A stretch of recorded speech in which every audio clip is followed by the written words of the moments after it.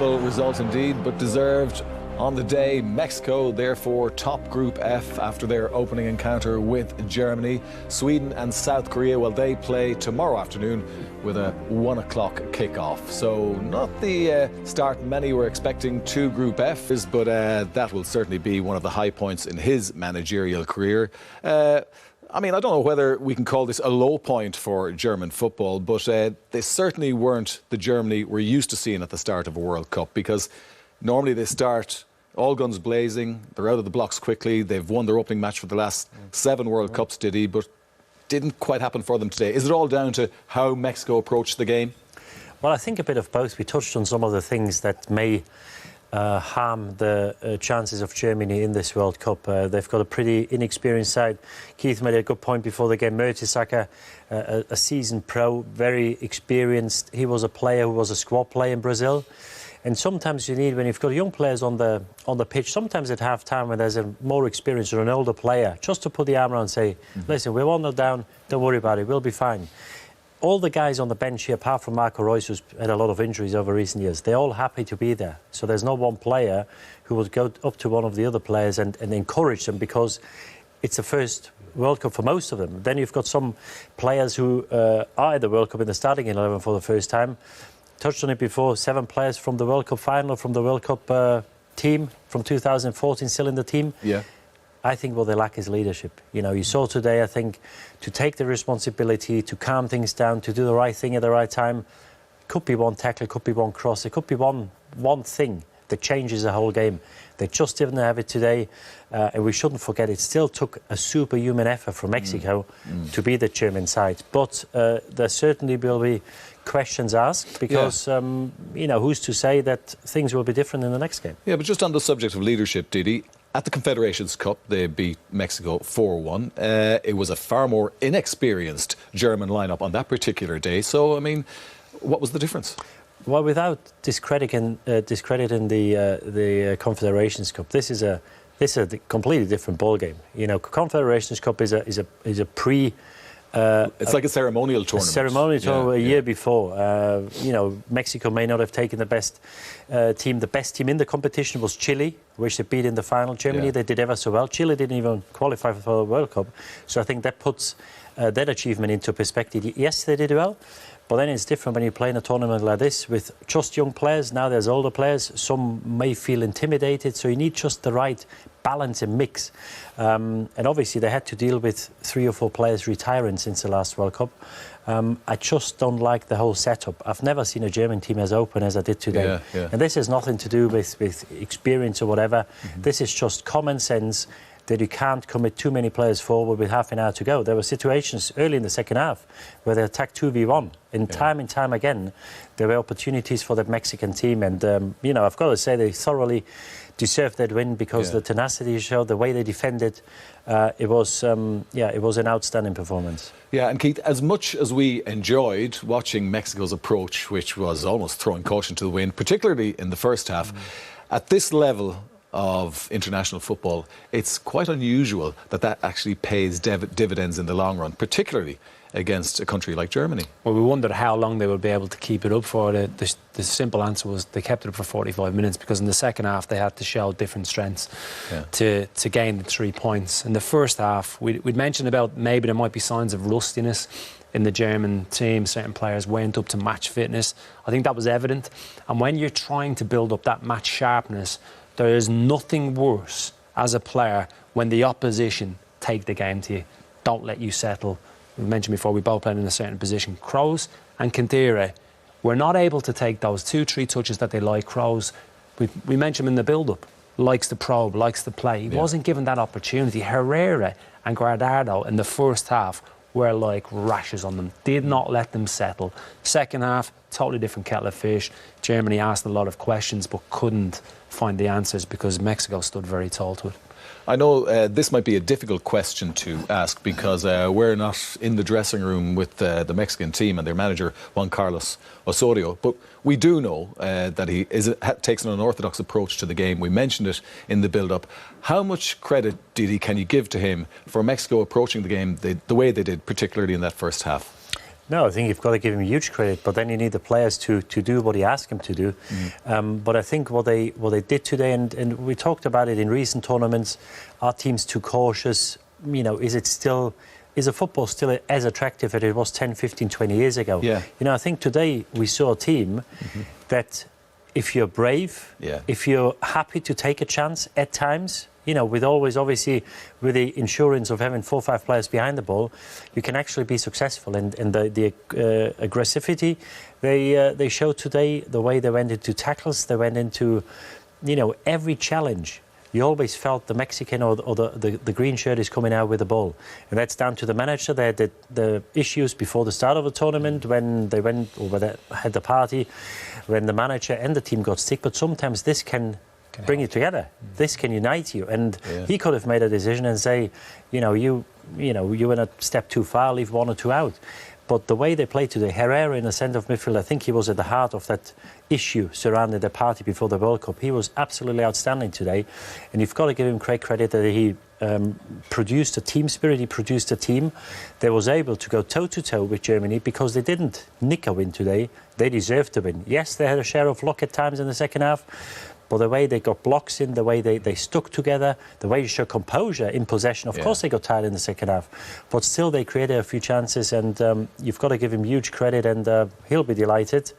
Now they've got to obviously look to the next game, because it would be a shame if you beat Germany and don't qualify. Yeah, I mean, it's a very refreshing result in many ways, and their approach is very refreshing, because if we look back to the earlier game when Costa Rica took their typically cautious approach, 11 men behind the ball on many occasions during the game, and then you see Mexico taking this, as I say, it's a refreshing approach in football these days, and showing a huge amount of bravery, and to see it come off for them, I mean, it's very good for football, isn't it? It is good for football, and look, we want to see that type of football, but equally I think we're educated enough now to know that, for instance, Costa Rica, they haven't got the personnel to play in the way that Mexico have just played against Germany. They haven't got the physical attributes, they haven't got the technical attributes. Mexico were set up in such a way where they stopped Germany doing what they do very, very well. They caused a threat the other way. There was an unbelievable belief and togetherness in how they were going to go about it. They were unplayable in the first half, and they probably should have been more than 1 up. They would have been disappointed at the break. And I said in the second half, the show, the character, the resilience to keep going, how much it meant. But they have to take advantage of that, because job's certainly not done yet with Sweden and South Korea to come. I think what makes it even more impressive, the best players, and you saw, in Özil, in Toni Kroos, Khedira, Muller is a class player who scored, goals in abundance. Yeah. They're top-class players. These players always find time on the ball. They play their game at their own pace, and they always find time and space on the ball. They didn't get that in the first 45 minutes. Even the best players, and that makes it even more impressive, that when you play against this type of opposition, they were so aggressive. They were so, they hunted in packs. They didn't give Germany a minute's time, and even the best players, when you do put them under pressure and you go together, it's very hard for them to play, and that's why they took, a midfield of a player for Real Madrid, Juventus and Arsenal. They took him completely out of the game, and this is why they, deservedly led 1-0 at half-time and eventually won the game. It presents a very interesting challenge now for Jogi Löw, doesn't it? Because he's so used to German dominance in many ways, and he's the most successful international manager of all time.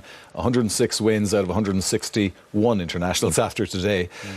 But now he's got to try and lift this squad. I mean, what positives can he take from that performance by Germany today?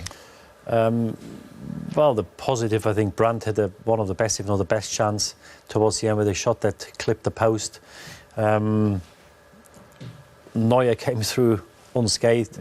I'm not sure whether he can take too many positives from the game. The issue I see now, you can justify a loss against a team that's played out their skin today. That happens. We've got to get away from that thinking we are Germany and we start the tournament in the semi-final. Far from it. There's other teams. And I think what they lost is that air of invincibility, which they had with the other guys we mentioned before the game, with Schweinsteiger, Lahm, and Klose in the team. I think teams were scared of them. And you can feel that as a player. You feel when the other side is intimidated, they do make mistakes, and you force him into mistakes easier. I think that is gone. And I think the biggest issue for him now is, because the talk won't be just about football, the talk will be what damage that Özil Gundogan saga has caused before the game, Yeah. and whether this is one of the reasons. And he will have to answer a lot of questions now, which are not only about football. And I think that's the thing now, because people will ask questions about other things. It may divide the team. I'm not sure whether this is a united team. There were one or two incidents which you don't see when Werner didn't play that, or when he had a shot in the first half, Özil told him he should have passed it to the other guy, which I didn't see in recent years. So, the question's certainly not any less, and I think he's got a because this is the toughest spot he's been in his 10 or 12 years as a national team manager. Yeah, it'll be interesting to see how he confronts this challenge. And speaking of the issues that will be raised as a result of this defeat for Germany, I suppose Sané will be to the front of people's minds, some people's minds, who will say, well, why isn't he there? Yeah, he certainly would be for me. Myself and Didi were chatting during the game, and I'm saying, would Sané, and Didi made a great point, the fact that they're so deep, Mexico, we need space to run into. But I still think him as an impact player. Look, we don't know about the dynamics in terms of what has gone on behind the scenes. Rumours that he's been a little bit big time, hasn't fitted into the way they do things. But in terms of personnel available, I do think they lack pace. They all like to play in those central areas, the width of the 18-yard box, the German players, the likes of Draxler, Ozil, even Rice, who comes on. So they do lack a player of the qualities and the attributes that Leroy Sané possesses. But if he doesn't fall within the team instructions, then there's very little point in having him there. Yeah, so, well, he's not there, and he certainly isn't an option for Jogi Löw at this stage. I suppose one thing we got to have a look at, and was the way Germany, they penned Mexico in, but why weren't we getting some end product from them? I think the rustiness was there, certainly. We have to give Mexico a lot of credit. This was very much the picture for much of the second half, right from the off. Mexico quickly had to make tactical changes. Osorio reacted very, very well, but Toni Kroos at the hub of it, recycling possession time and time again. But if you look at the structure of the way Mexico set up, it quickly turned into a back five, no real options. And the one thing I would go back to the Leroy Sané point would be he has the ability to beat defenders in 1v1 situations, whereas when you look at Ozil, Draxler, Rice, who came on, Muller is arriving in a different type of player. They need that interchange, they need that interplay, the little give and goes, whereas Leroy Sané has got the potential to drop a shoulder and create something out of very, very little. OK, well, let's look at the chances, Didi. I suppose a similar question, why weren't they finished? And maybe were Germany, and I'm not looking to give them an out, were they a little bit unlucky at times today? Yeah, but I'm a big believer that you make your own luck, and if you deserve the luck, you get the luck. And I just feel that Mexico, they defended in numbers, and you know, everything thrown at Mexico, they always got a block and always got a leg out. And if you actually look how often the goalkeeper has been tested, there's not an awful lot. This is not good finishing. You know, this is a chance from 15, 60 yards, which he bends past the far corner. Here again, he's a yard late. You know, you've got to anticipate these situations, and sometimes you have to take a chance, especially in the last third. This was Royce when he came on. It's a tough angle. It's a half chance, I would say. And the best chance is probably this one, or not even yet. This is another one. It's a good chance, but it's just not good finishing, because the goalkeeper had it covered all the way. And they just didn't do enough to deserve. And here, this is just great defending. You know, every time a Mexican was out of position, his teammate covered for him, and he helped him out. And this is the best chances. It's Gomez who came on. You just have to finish it better, because there's no excuse for that. 6-7 yards out. And it was a combination of fantastic defending, poor finishing, and then when they needed a bit of luck, was just right towards the end when Brandt hit that shot. Yeah. They clipped the post. That was the best strike they had on goal. Because if you look at it over the 90 minutes, I don't think the goalkeeper made an awful lot of saves. There wasn't one save where you say, well, this was an unbelievable save. So they didn't test him enough for all the half chances they did have. And I don't think they can have any complaint whatsoever. We didn't wonder. You said at half-time that it would be very difficult for Mexico to keep that high-energy attacking play going in the second half, and you were right. But when the opportunity presented itself, I mean, it was like the charge at the Light Brigade when they broke, wasn't it? They still had moments, didn't they, where they really caused. Germany were so aggressive in their approach, so they were left very, very vulnerable. And Hummels and Boateng, they didn't take advantage here. I'm amazed Hernandez doesn't go himself. I thought he would have dropped the shoulder, gone himself, mistimed the pass, just slightly overdone.